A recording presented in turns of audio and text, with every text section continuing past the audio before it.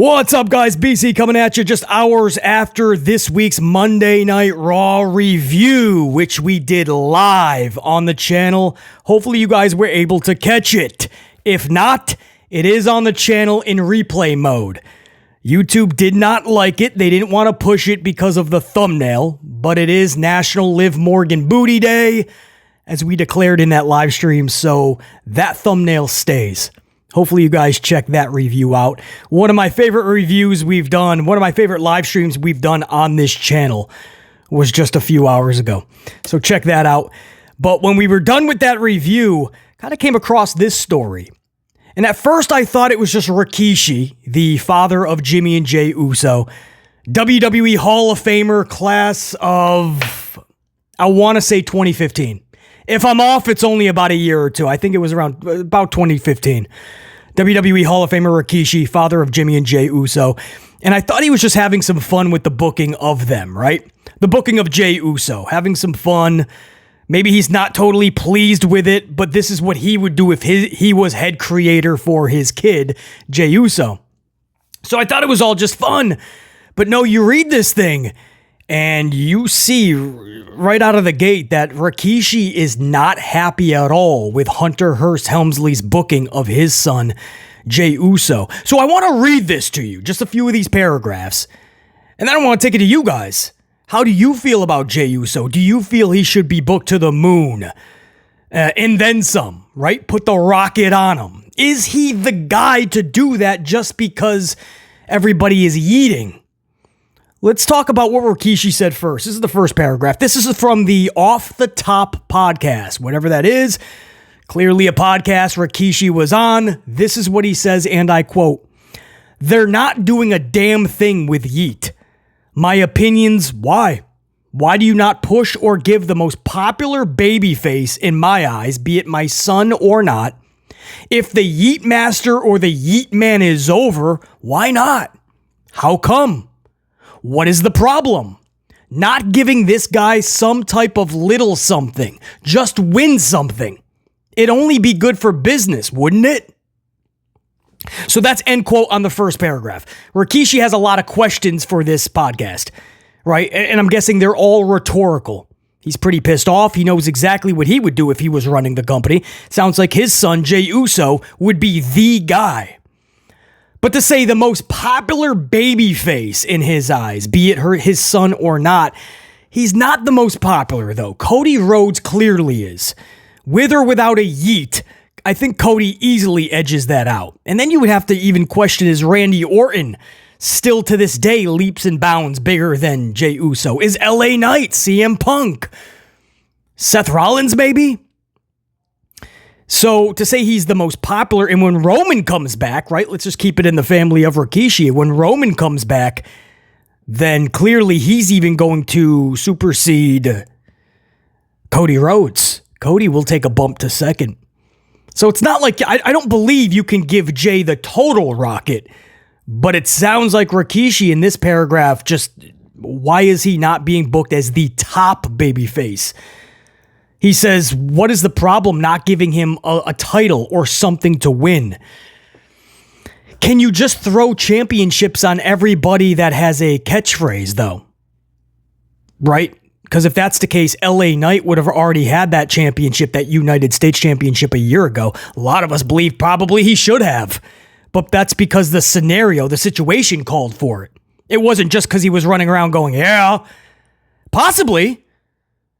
Possibly. I'll give you guys my take on this. I got a few more paragraphs I want to read to you, but and then I'll give you my honest as always, bluntly honest and fully amplified thoughts on this situation. But right from the jump, Rikishi is pretty much saying he should be the top guy right now. Why does he not have titles? Why doesn't he have the rocket? Rikishi then went on to say, is that the best they got? And he's referring to this new story that kind of the seeds were planted with Rhea Ripley. And Dominic's a little jealous, like with Rhea and Jey Uso. So Rikishi says, you talk about hitting Hunter Hearst Helmsley hard. Is that the best they got? The number one, in my eyes, again, I get hot when I'm talking about this because whether it's my son or somebody else, this kid worked hard. Not saying everybody else didn't, but damn it, in this industry, you work hard. They conquered the tag division. What else is there to do? Now he breaks off as Yeet, right? He does this thing over here, and yet it's not like they're giving the gas pedal to him. He says, it's almost like I want to come back with that promo I did a while back. Jey Uso has been held down. High Chief Peter Maivia has been held down. Afonseca has been held down. Rikishi has been held down. Damn it. I said that interview 25 or so years ago, and now we've come up to 2024, and now we got a bloodline that's being held down. Come on, why? Give me a good explanation why. He says, I got hairs on the back of my neck every time I watch Jey, and okay, SummerSlam's coming up. Where's Yeet? I don't know. Let's write him in like he likes mommy. Mommy? Question mark. That's the best those writers got. Let's write this guy into a relationship with mommy? What are you all trying to do? Break up his marriage? You all can't put him in a good storyline?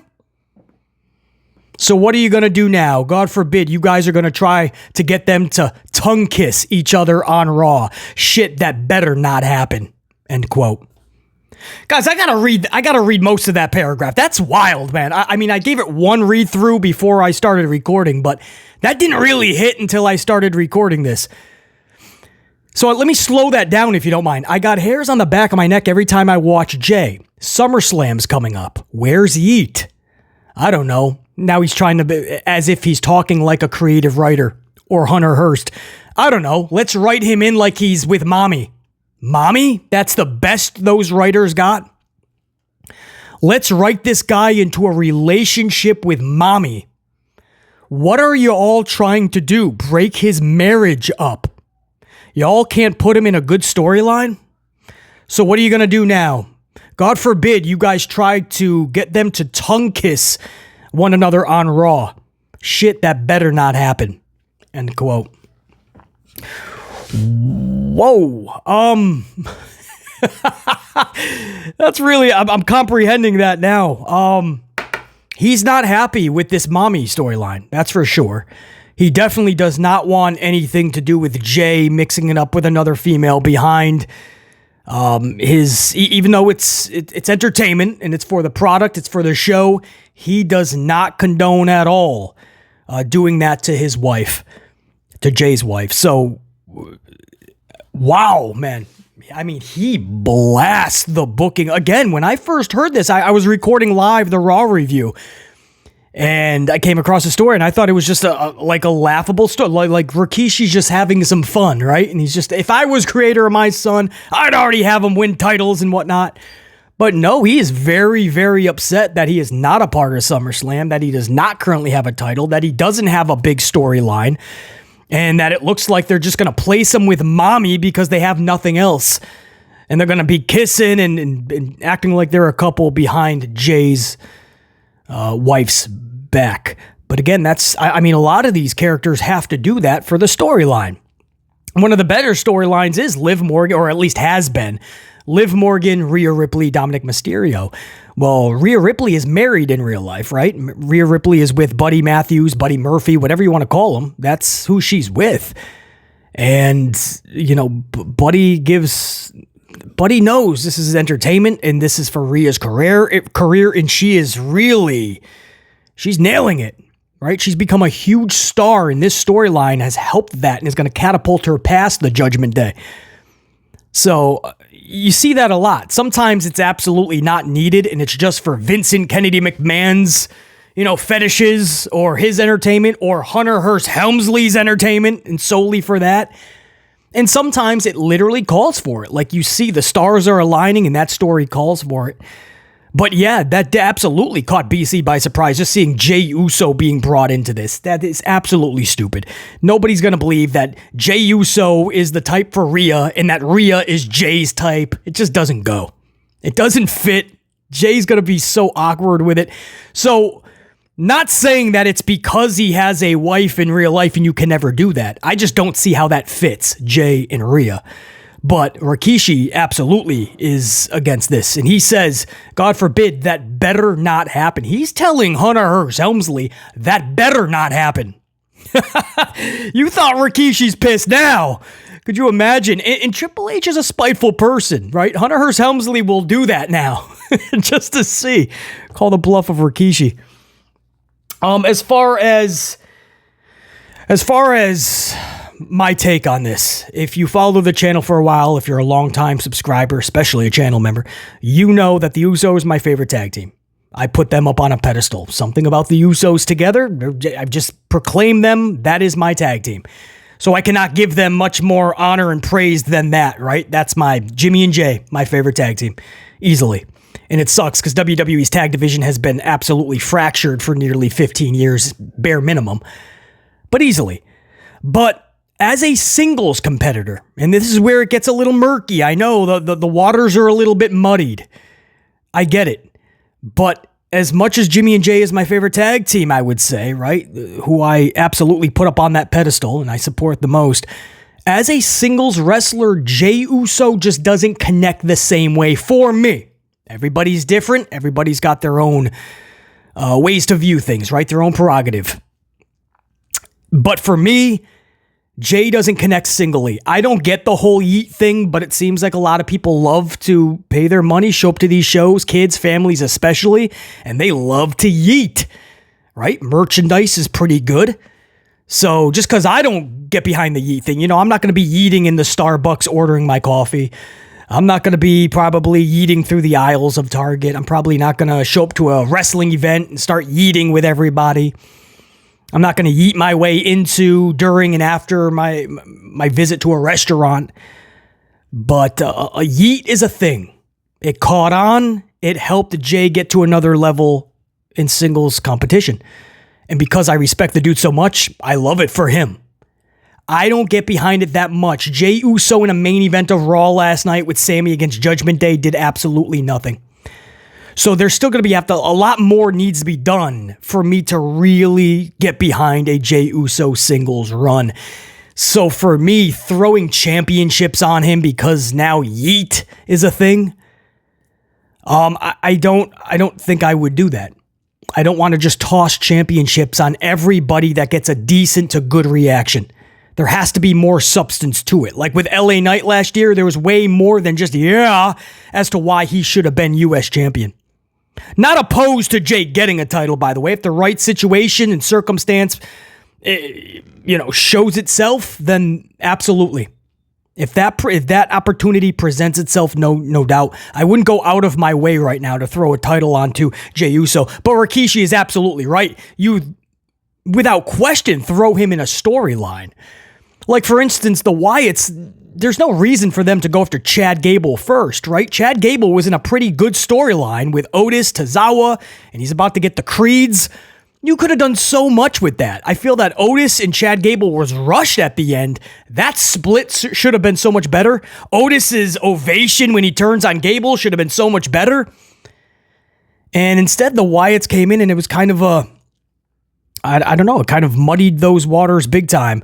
You could have had something really cool with Jey Uso from the jump. But I think they were kind of guessing, are the Wyatts going to be heavily cheered? Are they going to be faces, especially because, that's Bray Wyatt's family.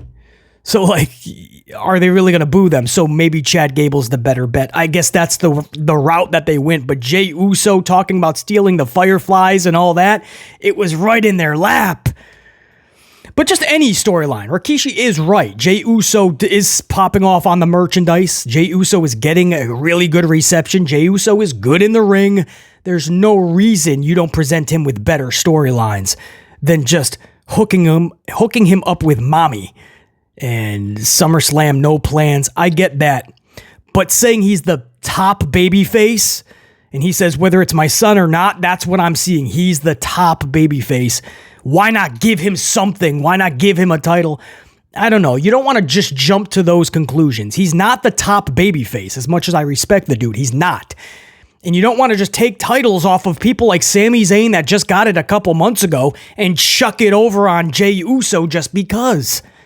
And there's no other title. You're not going to give Damian's world title if Gunther isn't getting it. You're not going to give it to Jey Uso. The world title? Has he done that much since he's been on his own? I don't know. Again, I respect the dude so much. My favorite tag team. I just don't see it singly. But I absolutely agree with Rikishi. He should be getting a lot more. But in as far as, you know, if he ever has to be in a storyline with another female, that might come with the territory. I don't know if you can just ex-nay that. So this sounds like this is a father that really wants to see his kid running the show. I get it. Much respect to Rikishi. In some avenues, he is correct. On other boulevards, he's not. But how do you guys feel, man? If you had the magic Hunter Hearst Helmsley pen, would you catapult Jey Uso to the top? Throw titles on him, top storylines, and get the most, drain like a sponge everything you can out of the Yeet Master, as Rikishi calls him. But Rikishi absolutely slamming Hunter Hearst Helmsley. And this is days after Zelina Vega, who's in the company, absolutely showed her fury. Give me the ball. To where Helmsley this past Monday is like, all right, here's a match. You're going to win. We'll give you some time afterwards. We'll zoom in on you. So Zelina spoke up about her frustration, and Helmsley, actually, this doesn't always happen, backed down, gave her a victory in a match that I believe was over 5 minutes. What a concept. So now Rikishi is trying to get better booking for Jey Uso. Is Rikishi right? Or should he just simmer down a little bit? Eye of the beholder, man. Interesting to see what you guys feel about it. Again, we just finished the Raw review, and I went right into this story. I had to talk about this now because I don't think this would be talked about in... I have some other subjects I want to get to later in the week. I don't know how it would fit this conversation. I knew it would be about a 10 to 15 minute conversation. So it had to be its own upload. That's what I got for you guys. Don't forget, check that Raw review out. YouTube doesn't like it because of the thumbnail. I love it because of the thumbnail. And we had a lot of fun in that review. Live stream, Monday Night Raw. Just went up a few hours ago. This, really good discussion. We'll see. We'll see if Hunter Hearst Helmsley listens to Rikishi and makes changes, or is this going to hurt Jey Uso, if anything? We'll see. Until next time, and there will be that next time. Top guys, we're out. BC in the unit. Say and check you, peace.